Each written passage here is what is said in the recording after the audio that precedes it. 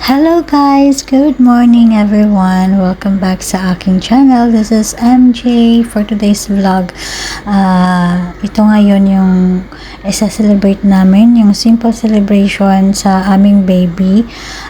Ito yung tinatawag nila na nulukito or tinatawag natin na naming ceremony sa English. O sa Pinas pa is parang binyag, parang ganon. So, ito na tumating na yung mga tables and chairs na nirentahan namin at isa-set up na yun mamaya sa taas kasi darating yung mga bisita for lunch.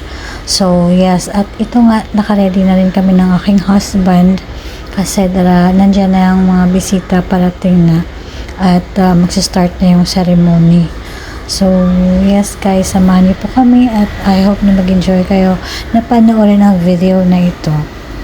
At busy din yung husband ko kanina kasi madaling araw siya nagising para magluto ng chicken biryani. Nag-hired lang siya ng 2 assistant para mag-assist sa kanya para hindi din siya ma-late kasi kailangan namin mag-prepare. So, share ko sa inyo yung history of Nulukito at yung konting idea na nalalaman ko tungkol sa ceremony na ito. So, itong Nulukito is traditional na ceremony dito sa Kerala, mostly na ginagawa ng mga Hindu. Ang tawag nila dito ay Namakarana or Namakarana Samskara. And yes, nakikita nyo ito yung setup at yung mother-in-law ko yung nagpre-prepare kasi sila yung nakakaalam ng mga setup dito at kung paano gawin ang ganitong ceremony. At dito sa Kerala, India, kinakandak ang ganitong ceremony na tinatawag na Nulukito on the 28th day ng baby. So, sa aming situation naman, kaso premature yung baby namin na si baby Jennifer. So, ilang months pa bago ginanap yung ganitong ceremony. At bago gawin yung ceremony, nag-consult muna sila sa mga expert kasi kailangan nila ng tamang timing at tamang oras at date sa pag-celebrate ng ganitong ceremony.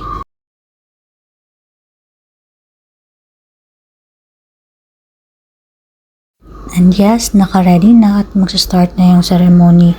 And guys, kailangan pala nalagyan ng kohel yung mata ng baby at black spot yung pisngi at noo kasi yan daw yung nagtataboy ng masamang spirit or evil eye na tinatawag nila.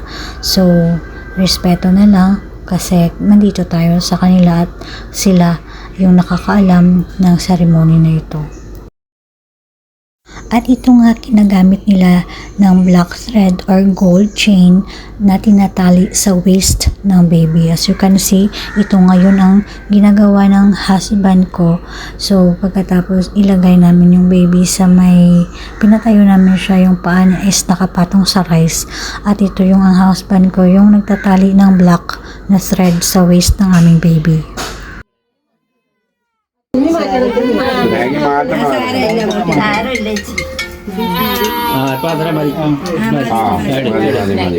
പിന്നെ സൗകര്യം പോലെ കിട്ടിയാൽ മതി. അതാ ഞാൻ പിടിച്ചിട്ടുണ്ട് പെടലില്. ഇനി ഇത് ചെയ്യുക അരിഞ്ഞാണോ?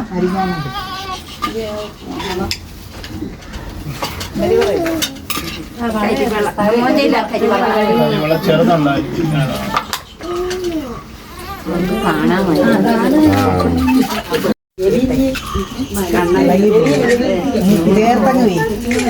മേളോട്ട് മടിയിലോട്ട് വെച്ചേരടാ. അല്ലാതെ മടിയിൽ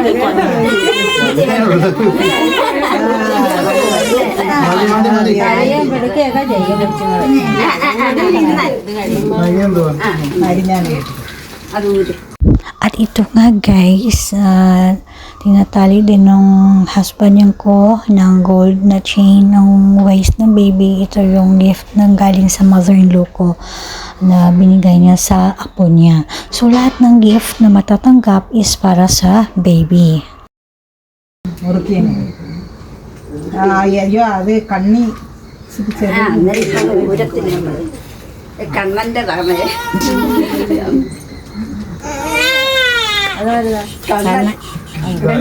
കണ്ണ അച്ചുവിനെ കൊണ്ട് വേണ്ടിച്ച് വെച്ചിരുന്നു. ചേച്ചി പിച്ചപ്പി എന്ത് ചേച്ചി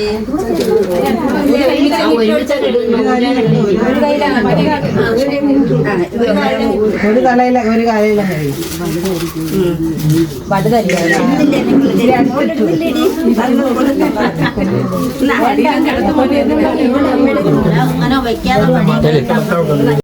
At ito naman, binubulong ng husband ko yung pangalan ng baby namin sa right ear niya habang takip yung left ear niya ng betel leaf. ഇനി എല്ലാരും കേട്ടാ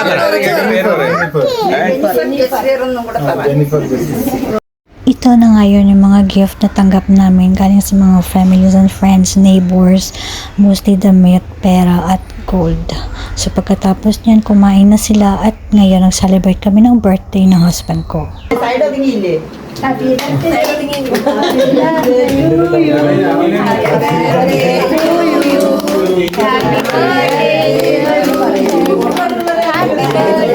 And yes, birthday nga guys ng husband ko kasabay ng nalukito ceremony celebration para sa aming baby. Sinabay na lang namin. So, ito nandito pa yung mga aunties niya, mga cousins niya.